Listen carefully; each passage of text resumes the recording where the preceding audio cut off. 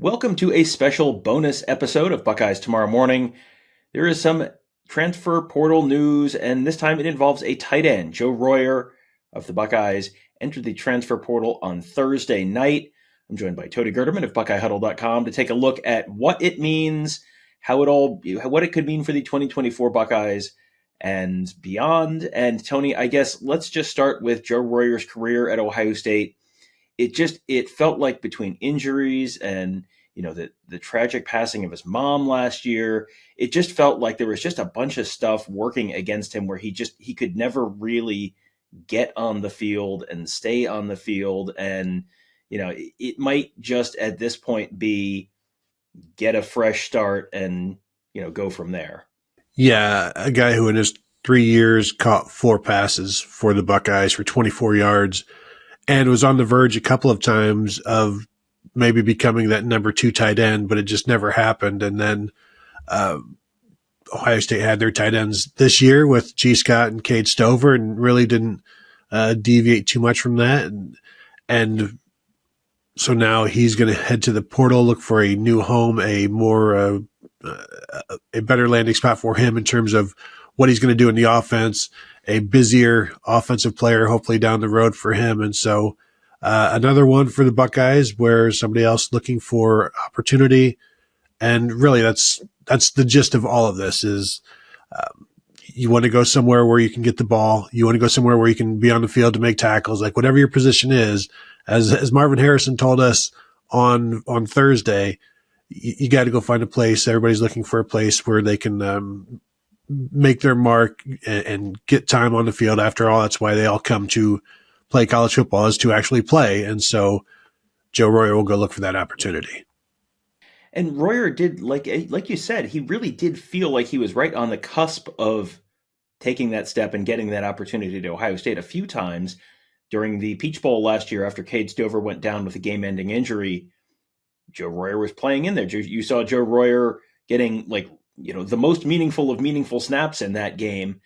And, so you sort of assume, okay, well, certainly next year injury, missed a bunch of time this year again. It just seemed like it just was not working out for him for whatever reason. So now he is off to the portal. And that leaves Ohio State with a really interesting tight end room for next year because, we can run through the guys who could theoretically come back. Cade Stover theoretically has another year.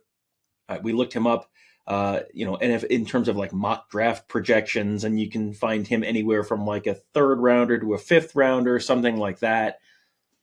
So you're kind of right in that theoretically you could come back and do a year of NIL and then go to the draft a year from now. I don't know that he's someone who materially changes his draft stock in a year, but you could have some of the same motivations that Marvin Harrison talked about, I guess, in terms of coming back and giving it one more run at Michigan and, a Big Ten championship and beyond. Yeah, and that's something that I wonder how much more we will hear. But also, Cade Stover is not your typical college athlete, like looking for a bag, I think. He's looking for basically stuff for the farm. If the best way to keep him would maybe, lend him some equipment for the semester or something like that. And, for the family farm and, not too big of, equipment. That was a complaint, last year, the year before, where some of the stuff that he was given to use, it was too big for the farm. So maybe the right sized equipment might be something that keeps him in the fold, but he technically has a win over Michigan, but he was a true freshman and did not see the field in that game. And being a 2-time captain now, you'd think you'd want sure, you've got a pair of gold pants, but what did you do in that game to earn those gold pants? I'm sure he would like to have something that he can put around his neck that he is responsible for. But that, as we see, from the time of that game until whenever they make their decision, the pain either lessens or it grows in terms of what you're really truly focused on, what you're truly thinking about. And I know it's hard for guys to let that go, but also you have to, because at some point you have to move on. And now do you just pull the Band-Aid off and move on, or do you keep it on there and let it fester and come back next year to try and really get fully healed? Well, we'll see what Cade Stover decides to do with that Band-Aid. We'll find that out probably in the coming weeks. But if he does decide to go, and now Joe Royer is gone, G. Scott would be the top returning tight end. And, he seemed like he sort of established a nice role for himself, and they used him a bunch in that 12 personnel package this year. So that feels like, okay, there's one tight end for you.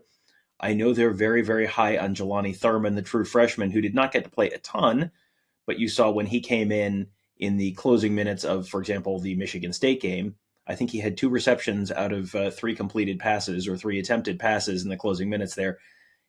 That's sort of what we have seen out of him in the little bits of practice that we've gotten to watch this year, especially even going back to the spring. He feels like he might be, the next possible solution there at tight end behind G. Scott. Yeah, and he seems to be like the most typical of the tight ends on Ohio State's roster.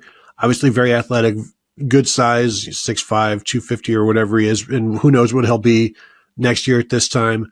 But he is your prototypical tight end, but he's still just finishing up his freshman season, and tight end at Ohio State has always been a developmental position. Rarely do freshmen come in and make an impact. Rarely do second-year guys even come in and really make an impact. So this is a situation where they would need him to be one of those rarities. And we know that he is, but how rare can he be? He lost his black stripe pretty quickly. He has impressed people all throughout.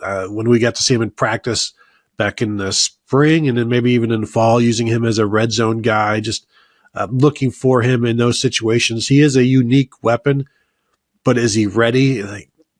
The reps are going to be there to get him ready. So this bowl prep is going to help him. The spring is going to help him. You're going to have 30 odd practices or whatever to really propel yourself into a 12 personnel role in 2024.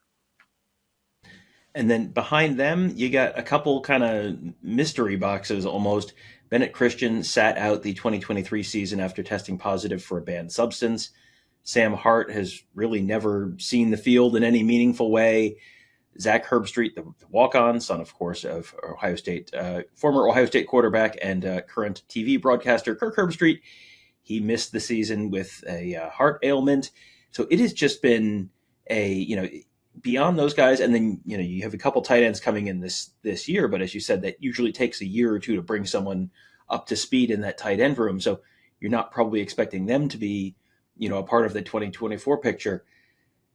If you don't get Cade Stover back, you're really looking at G. Scott, maybe Jelani Thurman, maybe Bennett Christian, Sam Hart. We don't really, we don't know what they have there with either of those guys at this point. And, you haven't really seen any indication that those guys are close to the field, at least Hart and, Christian, who knows what you got there.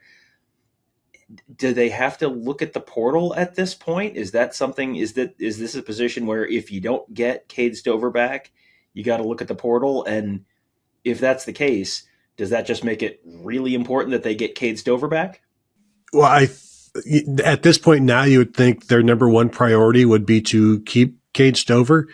When you look at what's behind them, it's a decent sized room in terms of numbers. You've got some bodies there, but outside of G. Scott, you have 2 career catches that'll be on the roster next year, and both of those belong to Jelani Thurman. I think G. Scott has about 19 career catches. So even with him, it's not like there's a ton of experience and a ton of production, certainly. And so I think you go into next year, if there is no Cade Stover, you're feeling pretty good about G. Scott and Jelani Thurman in terms of those are the guys that you can roll with, but also what else is there? And I'm thinking, they go to the portal. They've tried to go to the portal for the last 2 or 3 years now at tight end, and it hasn't worked out.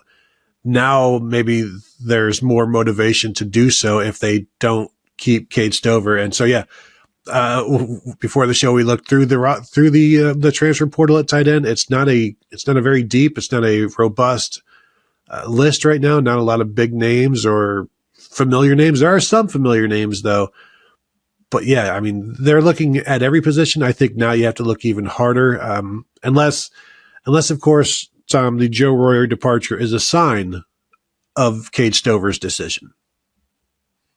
That could be as well, and that's an interesting set of tea leaves to read. As you were talking about the fact that they had looked for tight ends in the portal, I just went back and looked at Austin Stogner because they did not take Tate Martell's advice. They swung and missed twice at Austin Stogner. He went from Oklahoma to South Carolina to Oklahoma. If I have done the scholarship math or the eligibility math correctly, he is out of eligibility, so no longer an option. The idea that it could be related to Cade Stover's decision is an interesting one, and we'll find that out because Tommy Eichenberg, who is in the same situation as Cade Stover in terms of years of eligibility and could theoretically come back for one more year, he is a fellow captain as well, close friend as well. He has already announced that he's going to the Senior Bowl, which, you could theoretically take that back and decide to return for one more year. But, Cade Stover has not made that announcement yet. So that is an interesting, sort of an interesting question. We'll keep an eye on that one.